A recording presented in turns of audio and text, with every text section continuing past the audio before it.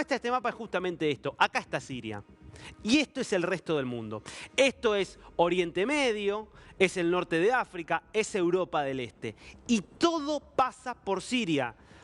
Por eso es el conjunto de estas guerras y conflictos lo que explica lo que ha pasado en estos días en Siria. Y es lo que vaya a pasar en los próximos días en Siria lo que puede determinar lo que ocurra con el conjunto. Esa es la importancia estratégica de lo que estamos viendo aquí. Quiero empezar justamente por este vínculo entre Irán, Siria, Hezbollah e Israel, porque es la primera razón por la cual se produce esta caída.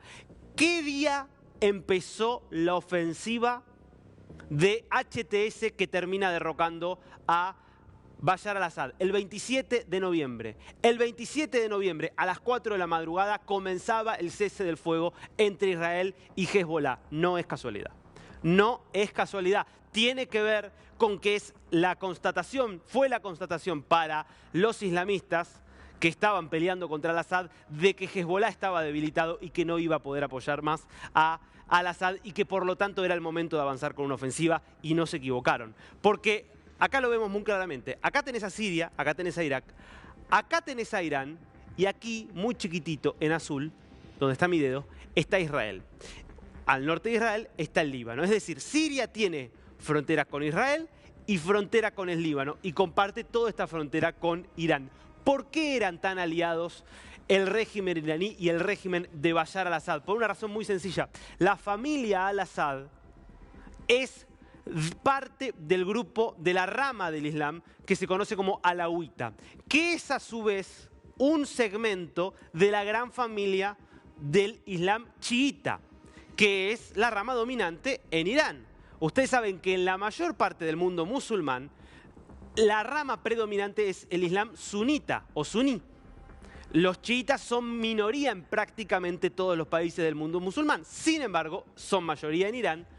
Tienen un peso importante aquí, en el Líbano, y por eso Hezbollah es el brazo que tiene Irán para intervenir en el exterior, porque también son musulmanes chiitas. Y era entonces una rama muy importante en Siria. ¿Por qué? Porque eran cerca del 10% los alauitas chiitas en Siria.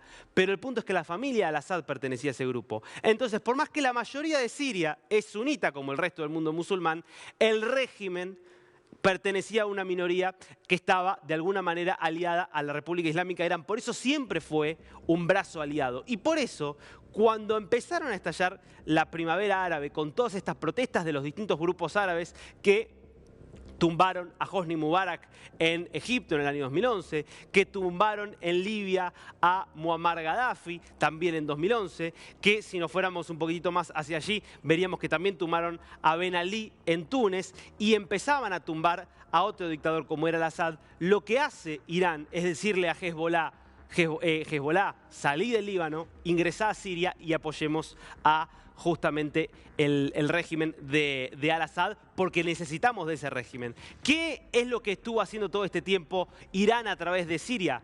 Armar, utilizando esta ruta de Irán, atravesando Siria y llegando así al Líbano, armar y darle recursos petroleros, económicos y armamentísticos a Hezbollah. Hoy, sin el control de Siria, para Irán eso va a ser muy complicado. Por eso Israel festeja lo que ha ocurrido. Ahora, esta es una de las guerras. ¿Cuál es la otra? La probablemente más importante que hay en el mundo, la que está produciéndose acá. Rusia y Ucrania.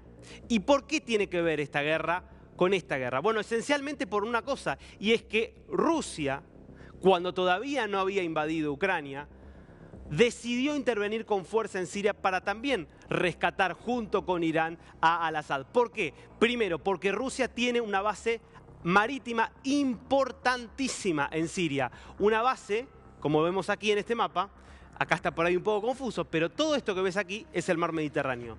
Siria tiene una costa en su costa oeste que da al mar Mediterráneo. Allí Rusia tiene una base marítima importantísima que le permite tener presencia en todo el Mediterráneo.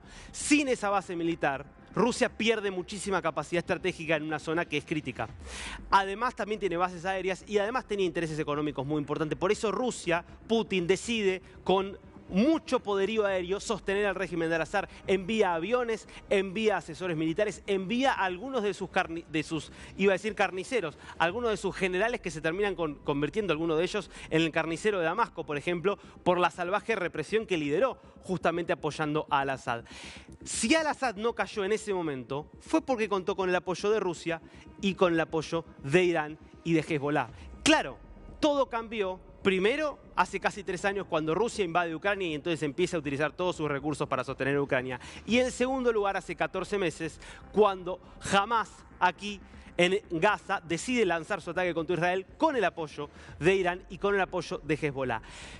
El éxito de la operación israelí, que reduce prácticamente a la desaparición a Hamas y que al mismo tiempo logra reducir a Hezbollah a un grupo totalmente menor, que es forzado a un cese del fuego, es tal que, claro, lo que termina ocurriendo es que Hezbollah ya no estaba más en condiciones de apoyar a Al-Assad, y es muy sencillo. Sin Irán, sin Hezbollah y sin Rusia, el régimen directamente colapsó sin poder sostenerse. Y hay un último conflicto que también está aquí detrás, que es el de Turquía con los kurdos, porque toda la frontera norte de Siria es este país que ves aquí, que es Turquía. Y Turquía es el otro gran ganador de esta historia. ¿Por qué? Porque parte del territorio sirio, aproximadamente esta porción que vemos en la frontera hacia el noroeste de Siria, nordeste, perdón, de Siria, estaba controlada por fuerzas kurdas.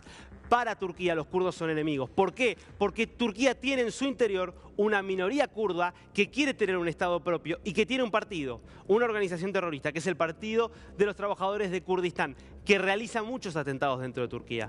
Entonces, lo que dijo siempre Recep Erdogan es: los kurdos que están en Siria son socios del Partido de los Trabajadores de Kurdistán. Si yo dejo que los kurdos avancen en Siria, voy a tener un problema cada vez mayor. Entonces, lo que empezó a hacer Turquía justamente es financiar distintas organizaciones islamistas que pelearon contra los kurdos y ahora también darle apoyo a HTS para avanzar en su ofensiva contra justamente el régimen de Al-Assad. ¿Por qué? Y porque Turquía, más allá de que en algunos casos pueda tener buenas relaciones con Irán, no tiene tampoco interés en tener en su frontera sur a un brazo de Irán.